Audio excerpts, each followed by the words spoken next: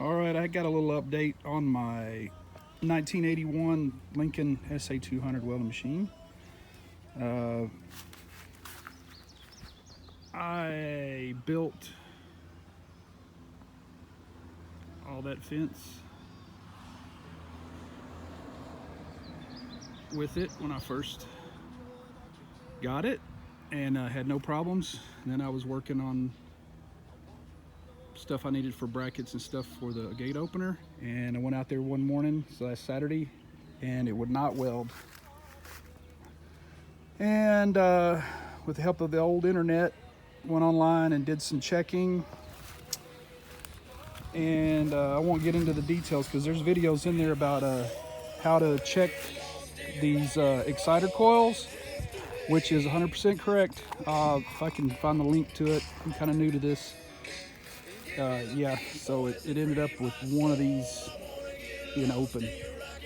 So, with the help of the old meter, used the old meter, that was what it was.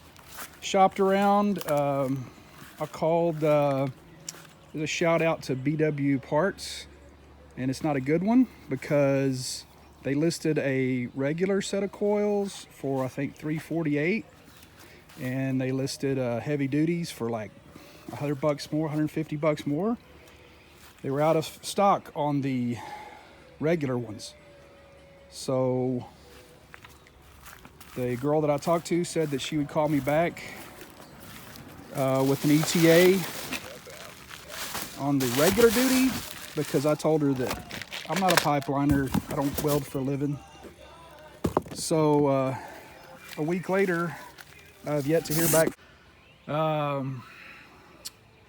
Yeah, I've never done this before. My dad was a pipeliner, and I'm not even sure if he knew that, like, because what happened with this machine was it would not run a grinder and it would not weld, either one, which tells you something's going on in the exciter.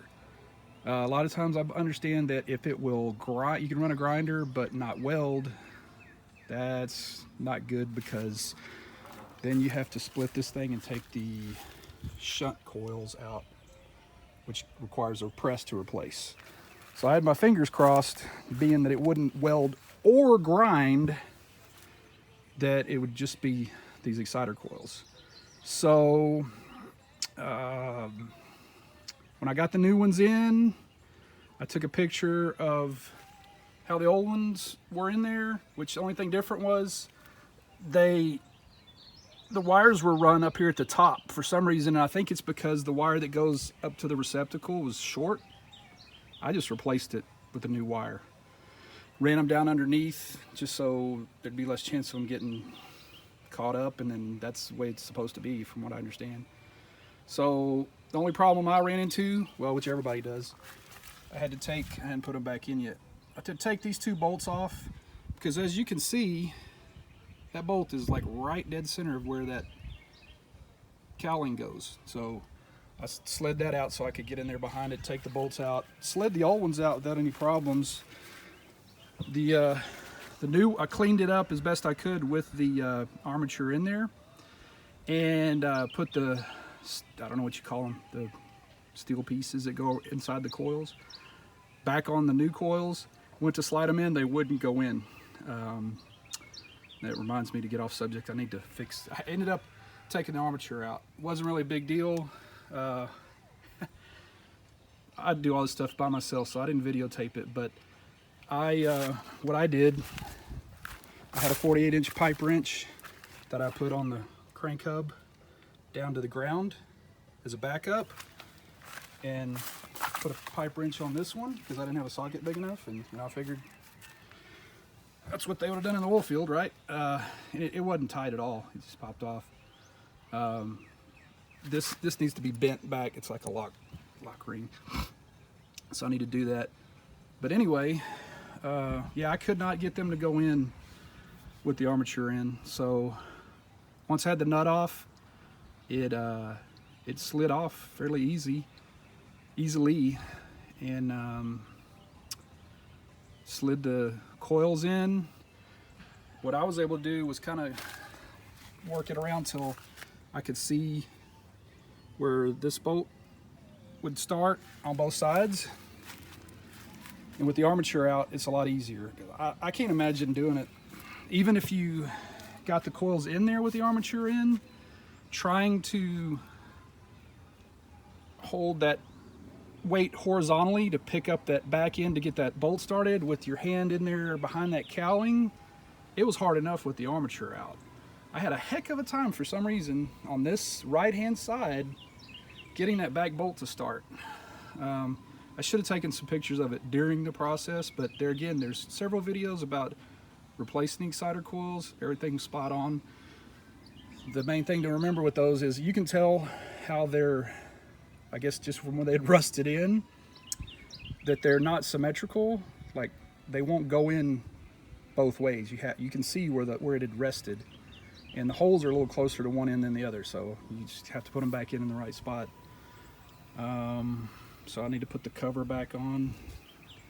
Eventually I want to paint this thing. You know, I mean now, hell, I've got new exciter coils. I need to put the shunt coil cover, whatever it's called, back on. It had holes rusted in it, so I need to weld that up. When my dad bought this thing, it wasn't running, and he rebuilt the carburetor. I think it had spark, got it running, and then the radiator was rotted out, but he wanted to make sure it would run first. So I think he got it running and then saw that it would weld. So then put new plugs and wires in it. He put a new water pump on it. I bought a new radiator for it and gave it to it, sent it to him. He put it on. I think before he could even get it to run, though, I think he had to put a new starter on it. So anyway, it's got a new starter. It's got a 1-wire alternator. So, and it welds. I've never welded with anything other than a cracker box or a SA200 as far as stick welding. And this thing welds as good as, he had a 76 SA200. You wouldn't know it from this machine. Same thing, 5 years, this is 5 years newer. It welds as good as his did. I always hear that, these black face machines weld really well. I don't know, there's debate too about the hexagon barrels not welding as good as the round barrels, the red face and stuff.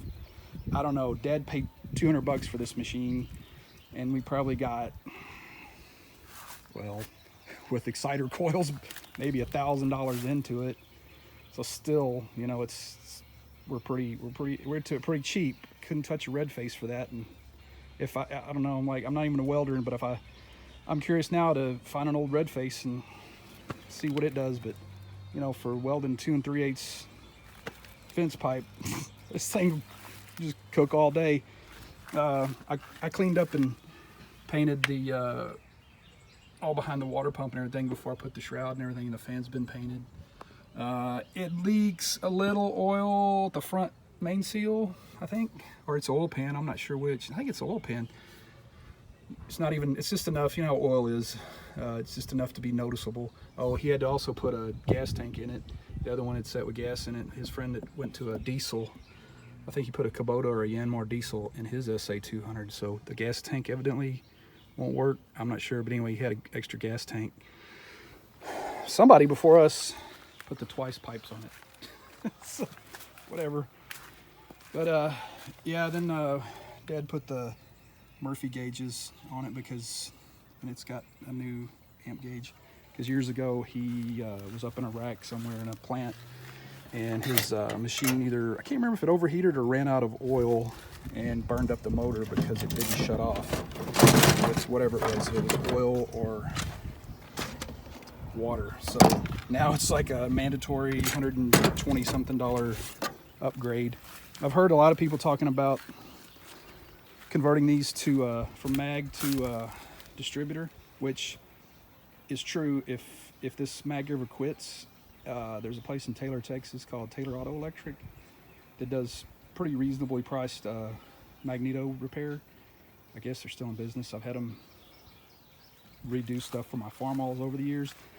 But if it got more than about $300, I'd just probably do like the guys show on the internet and convert it to a distributor. But you know, if I was making a living with it, yeah, there's a lot of stuff I'd do. It's my welding rig for around the place. It's nice that that way I don't have to worry about getting buckshot all over the windows and glass and side and hood or whatever of the pickup. It doesn't really matter if it hits when I'm grinding. If I hit the tractor, I try not to, but you know, if it does, it's gonna happen. Anyway, figured I'd show you here the good news, which is, bear with me here a second. Yeah, this thing, I did all that fence out there, sorry, with open exhaust. I don't know why I'm almost 50 and I have like really good hearing because I never did work in the oil field or construction. Well, I worked in construction, I'm an electrician, but not in heavy industrial like chemical plants and stuff like my dad did. He was damn near deaf.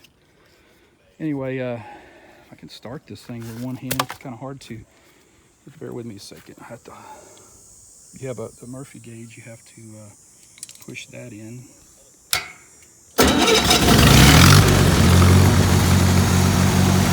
That's a lot quieter, a lot better being around it. I know it sounds cool having stuff straight piped and everything. Having stuff straight piped, really cool, all that, but I got like 25-foot leads, so the damn thing's like just roaring right there in your ears all day. So here's the good news. Everybody needs to turn around the other way, so I'm blind myself.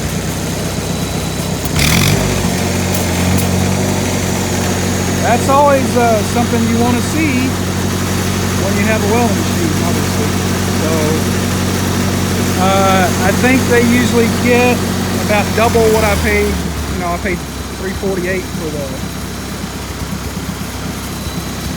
cider coils. I think they usually get that again to put them in. Maybe, I don't know.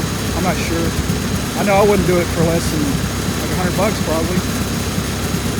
And that's, you know, I'm not obviously not a welding machine mechanic. If I'm a damn master electrician, I think I can probably figure out a whole lot of anything. I also, it's got a side post. I think Dad had side post cables, so he put a side post, or maybe he had a side post battery. I don't know. I've got a freaking 800 cranking amp AGM battery in it right now because it's what I had. It's way overkill. I got the doors for it that I'm going to put back on. I need to bolt the cowl on good. It had some rust repair. You had to fix the battery. But anyhow, so I'll let you know what's been going on.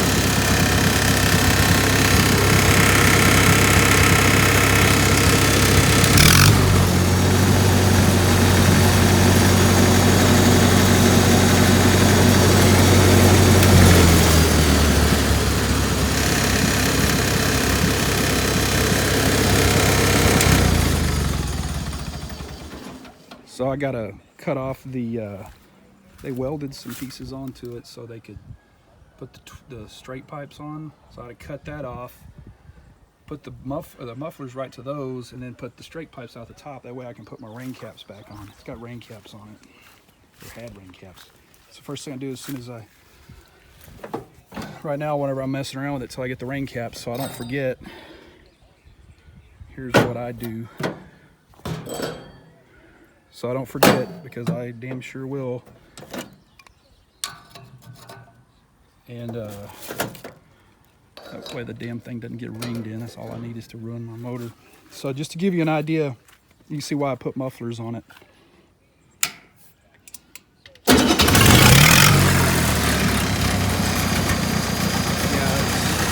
show you what I mean.